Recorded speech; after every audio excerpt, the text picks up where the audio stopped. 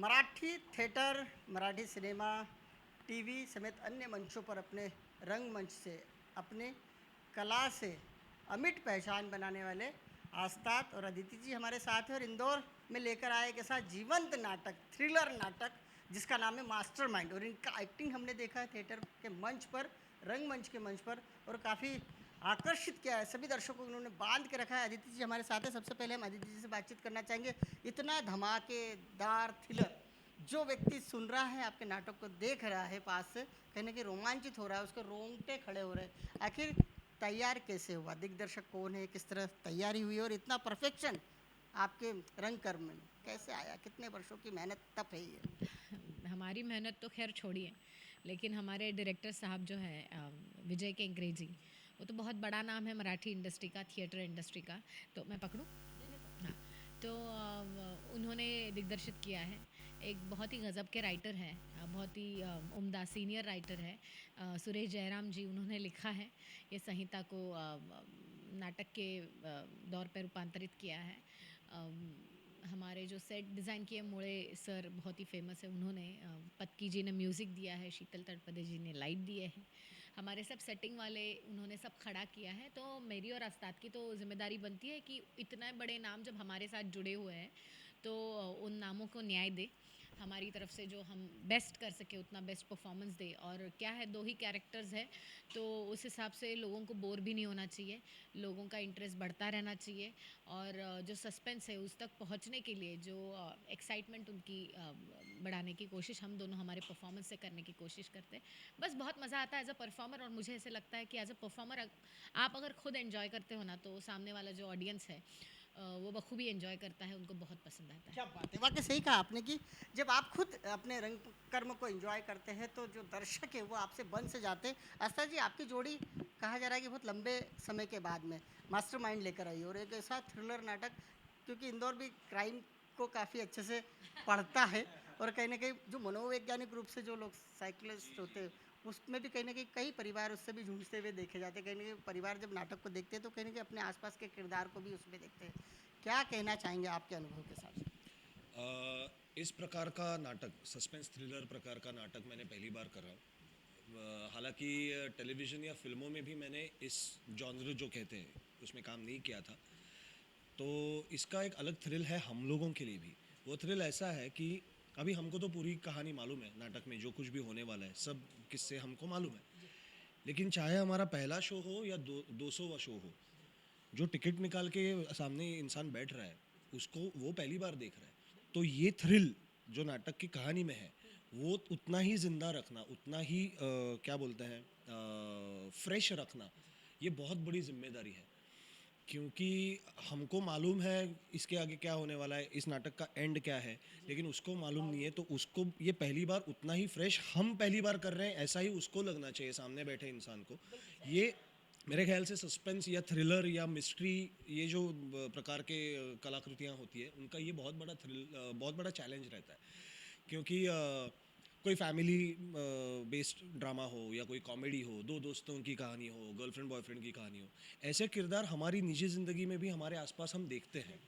ये जो criminal minded लोग हैं ये आसानी से हमारे आसपास नहीं, मतलब अच्छा है नहीं है, तो इनसे रिलेट करना, ऑडियंस को ये लगे कि हम इनकी कहानी सुने, हम इनकी कहानी देखें, तो उनको हमेशा हमारे नाटक में इन्वॉल्व रखना, कोई भी उनका कॉमन फैक्टर ना होते हुए, ये बहुत बड़ा चैलेंज है इस नाटक का, ऐसा मुझे लगता है। बिल्कुल, आपने जिस तरह से कहा कि आप पहले मिनट से जानते हैं कि आगे इस नाटक का जो सस्पेंस का जो अंत क्या है, बावजूद उसको 50 मिनट तक उसको रोके रखना, और कहीं ना कहीं अपने चेहरे पर, अपने नाट्यक्रम में कहीं वो फील नहीं आने देना, वाकई इसको बहुत बड़ी बात है, इसको बनाए रखना। ऐसा सालों साल करते सालों रहना, साल 100 शोज़ हो जाए, 200 शोज़ हो जाए, ऐसा ही करते रहना, ये बहुत बहुत मज़े की बात है, क्या इसमें मज़ा बात है, आता क्या है। बात है।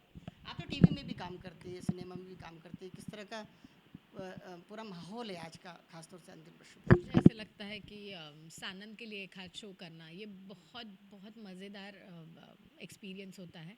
पहली बात तो ये है भिसे सर इतने सालों से अच्छे अच्छे नाटक यहाँ पर जो मराठी लोग हैं, जो मराठी से प्यार करते हैं, ऐसे लोग हैं, उनके लिए इतनी सारी एक्टिविटी भिसे अंकल करते आ रहे हैं। And I think it's a big big big credit to him कि यहाँ के हिंदी भाषिकों को भी मराठी के पास खींच के लाने की बहुत बड़ा काम वो कर रहे हैं। और ऐसे लगता है कि यार इंदौर में कौन देखता होगा मराठी, नहीं नहीं, इंदौर में सानंद नाम की संस्था है, उनके 4-5 हज़ार मेंबर हैं, वो आते हैं, हर शो हाउसफुल करते हैं और 5-5 शोज़ हम करते हैं। And I want to thank you also the news को कि आप जैसे लोग उनके पीछे खड़े हैं, उनके साथ खड़े हैं और हमें इंदौर के आम जनता तक पहुंचाने की कोशिश करते हैं। एक आखिरी कमेंट्स लेना चाहेंगे, क्योंकि इंदौर काफ़ी स्वच्छ शहर भी कहा जाता है और काफ़ी मराठी कल्चर को काफ़ी यहाँ पे सहेजा गया है। क्या कहना चाहेंगे श्रोताओं के बारे में कि यहाँ के सुधी श्रोता भी है, कैसा लगा आपको? क्योंकि एक दूसरे से कनेक्ट होते हैं, जब आप एक कलाकार के बतौर मंच पर आते हैं तो सामने बैठा हुआ श्रोता यदि आप पर आंखें गड़ा कर आपका यदि नाट्य देखता है, आपकी कला को देखता है, तो कितना आपको उससे आत्मविश्वास आपका बढ़ के रहता है? नहीं, ये जो सपोर्ट है इन ऑडियंसेस का, ये तो इस बुनियाद पे तो हम टिके हुए हैं। तो ये बहुत बुनियादी सी चीज़ है हमारे फील्ड की कि ऑडियंस का सपोर्ट ना होगा तो हम किसके सामने, घर वालों के सामने तो परफॉर्म करेंगे तो निकाल देंगे हमको घर से। और इंदौर की खासियत मुझे ये लगती है कि लगभग पेशवाओं के ज़माने से यहाँ पे बहुत बड़ी संख्या में मराठी लोग आके रहने लगे, लगभग 200-250 सालों से रह रहे हैं। और उन्होंने अपना मराठी होना, अपना मराठीपन जो संभल के रखा है, वो बहुत मतलब अहमियत रखता है मेरे लिए, हमारे लिए, क्योंकि एक बहुत बड़ा सेंटर जिसमें 5,000 रेडी ऑडियंस हमको मिल रहा है। 5,000 is a very big number. और जो जिन्हें देखना है हमको, जिन्हें हमारा नाटक, हमारा परफॉर्मेंस देखना है, उनको जैसे मुंबई पुणे में भी है, उनको भी देखना है, लेकिन उनको एड्स दिखाना पड़ता है हमको कि यार हमारा नाटक आओ ना, देखने आओ ना। यहाँ पे ये लोग हमको बुलाते हैं कि आप आओ ना, हमें आपको देखना है। और ये बहुत बहुत अच्छी फीलिंग है, बहुत अच्छा महसूस होता है कि मुंबई, महाराष्ट्र से बाहर जाके इतना लगाव देखने को मिल रहा है। और ये मेरी ऑलमोस्ट कितनी मैं 5वीं बार आ रहा हूँ अभी सानंद के साथ नाटक करने यहाँ पे। 5 बार मेंबर्स की संख्या बढ़ती गई है। और मैं तो चाहता हूँ जब मैं और 5 सालों बाद जब आऊँगा, तब ये मेंबर्स 10,000 तक हो जाए और 10 शोज हमको करने पड़े। क्या बात है, बाकी सही कहा आपने कि अवस्ताद और अदिति दोनों ही काफ़ी एक्साइटेड है, क्योंकि इंदौर के श्रोताओं से यूँ कहे कि दर्शकों से उन्हें जो प्यार मिल रहा है मराठी नाट्य को देखने के बाद है, उसकी तारीफ और उसकी प्रशंसा करना वो नहीं बोल रहे, लगातार इंदौर आकर अपनी प्रस्तुतियाँ देना चाहते हैं। कैमरा पर्सन स्वरूप पवार के साथ मैं बालकृष्ण मुले, टीसीआर न्यूज़, इंदौर।